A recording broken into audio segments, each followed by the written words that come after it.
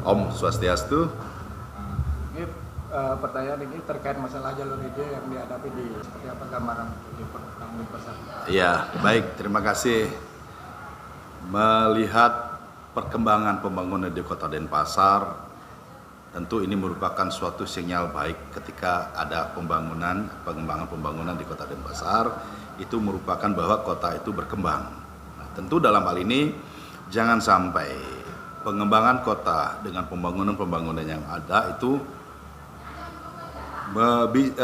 mempunyai peluang dan potensi melanggar aturan, apalagi yang pada saat ini kita melihat bagaimana kita ingin mempertahankan ruang terbuka hijau sebagaimana amanat undang-undang bahwa sebuah kota harus memiliki minimal 20% ruang terbuka hijau.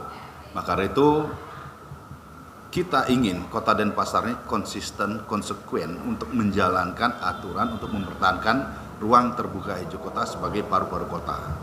Nah, apalagi dalam kondisi sekarang ini kalau kita melihat lahan-lahan yang diambil sebagai ruang untuk pembangunan itu dominan, kalau kita lihat itu ada di ruang terbuka hijau atau ruang lahan pertanian yang masih produktif, lahan pertanian yang masih bisa ditanami.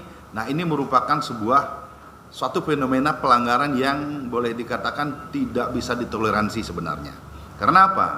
Karena ada yang pernah saya baca dan menyebutkan wilayah yang kuat adalah wilayah yang mampu mempertahankan ketahanan pangan yang lebih daripada yang diharapkan. Maka dari itu kalau kita melihat Kota Denpasar semakin hari semakin menyusut ruang terbuka hijaunya akibat daripada pelanggaran, ya ini mestinya pemerintah harus benar-benar konsisten menjalankan dan menegakkan aturan itu sendiri.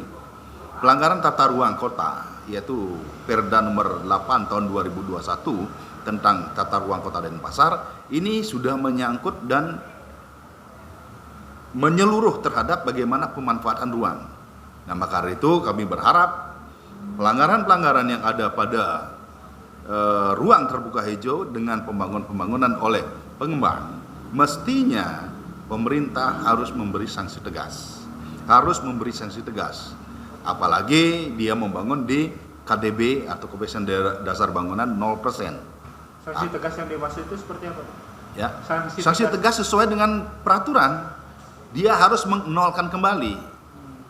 Ya, harus menolkan kembali artinya dia harus mengembalikan lahan itu menjadi lahan, kalau misalnya Tegal ya Tegal, kalau sawah ya sawah.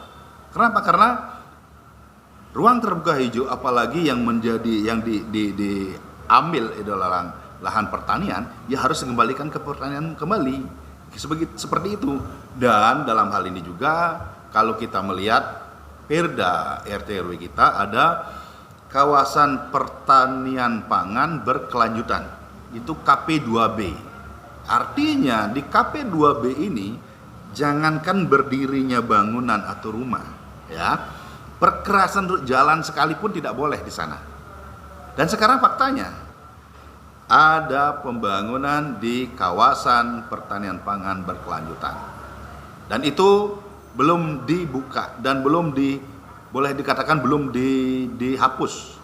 Mestinya kalau pemerintah bertahan dengan KP2B-nya harus dikembalikan fungsi sawah itu. Kalau memang harus difungsikan sebagai pemukiman, pemerintah harus merubah di tata ruang itu kemarin di tahun 2021 kemarin mestinya dirubah tetapi dipertahankan. Nah, konsistensi dan konsekuensi dan konsekuen dan penegakan aturan ini harus benar-benar dilaksanakan oleh pemerintah. Nah, sejauh ini selama ini peran pemerintah kota artinya dalam menindaklanjuti seperti itu belum konsisten ya. Jangankan ditindak, ya. Peringatan-peringatan sekalipun diabaikan. Dengan pengabaian daripada peringatan, pemerintah itu sudah berarti dia melawan hukum. Gerakan atau tindakan melawan hukum pasti ada sanksinya, ya kan? Nah, sanksinya itu seperti apa yang sudah tercantum di Perda yang dijabarkan melalui perwali. Nah, itu mestinya harus ditegakkan, jangan dibiarkan. Kalau dibiarkan, iming-iming kepada masyarakat petani adalah satu, dalam sekian bulan berapa sih menghasilkan hasil dari sawah ini kan lebih bagus kita kembangkan menjadi ini perumahan, bisa langsung mendapatkan uang banyak dan lain sebagainya. Yang menang adalah spekulan, ya kan? Nah, dalam hal ini tidak sedikit lahan pertanian Kota Denpasar yang masuk ke dalam KDB 0% tercaplok atau terdegradasi oleh pengembang yang notabene mengambil keuntungan dari status lahan KDB 0%. Kalau KDB 0%, NJOP-nya pasti jauh di bawah dari harga yang di daerah pemukiman. Nah, inilah dimanfaatkan. Selaku tokoh masyarakat dan juga anggota dewan, artinya Pak Yan mengawal semua ini ya, agar tidak terjadi pengurusan kemudian hari atau alih fungsi lahan itu. Tidak hari ini saja, sering kali kita ingatkan harus melakukan sidak lapangan, harus melakukan kontrol secara berkala di lahan-lahan yang rentan adanya pelanggaran. Nah, ini artinya apa? Artinya kita menyarankan pemerintah untuk menjalankan fungsi dan tugasnya sebagai eksekutor, ya, sebagai eksekutor di dalam menentukan dan menegakkan aturan. Kalau kami sebagai pemberi saran, yaitu tugas kami menyarankan pemerintah, tidak bisa kami sebagai eksekutor karena legislatif tugasnya untuk sebagai badan kontrol. Disinilah kontrol yang kami perankan agar pemerintah benar-benar menjalankan regulasi itu sesuai dengan apa yang sudah tercantum, apa yang sudah kita sepakati di dalam Perda itu, karena Perda ini kan melalui proses panjang dari analisa pemanfaatan ruang, analisa besaran ruang, analisa fungsi ruang dan lain sebagainya. Ini memakan waktu dan biaya. Nah, ketika sudah menjadi aturan, mestinya harus ditegakkan, mestinya harus boleh dikatakan harus diterapkan. Jangan sampai ada pembiaran. Dan ini sangat ironis sekali kalau kita melihat KP2B di Tukan Balian. KP2B itu memang benar-benar tidak boleh ada bangunan. Ini banyak bangunan bermunculan. Bahkan di samping papan larangan atau papan jalur hijau itu sekarang terbangun bangunan baru, sudah diaspal. Nah, bagaimana penanggulangan ini terjadi di pinggir jalan? Sama halnya dengan sedap malam ya. Sama dengan halnya sedap malam. Kalau misalnya dia tidak kelihatan, masih bisa pemerintah beralasan tidak terlihat secara umum. Tapi ini di pinggir jalan. Apa alasan pemerintah ada pembiaran? Ya kan? Nah, kemarin di Perda ada namanya kena sanksi. Ya, punishment atau denda. Besaran dendanya sampai saat ini belum bisa diberikan kepada kita. Bagaimana? Apa dasarnya regulasi pengenaan denda daripada itu? Kalau adanya pengenaan denda, tapi itu berarti kan ada hukuman ringan bagi pelanggar. Tapi pada dasarnya itu tidak boleh ada pelanggaran di sana. Contoh lagi satu, lahan hortikultura. Hortikultura itu kemarin kita buka di sepanjang jalan Hang Tua.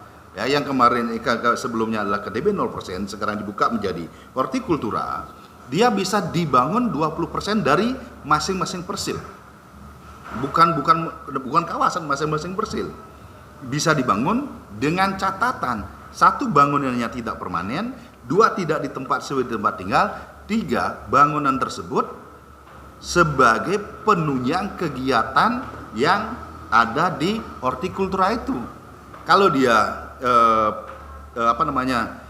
penghasil pangan, dia harus menjualnya hasil pangan. Kalau dia kemarin ada bunga, toko atau bangunan yang bikin adalah untuk menjual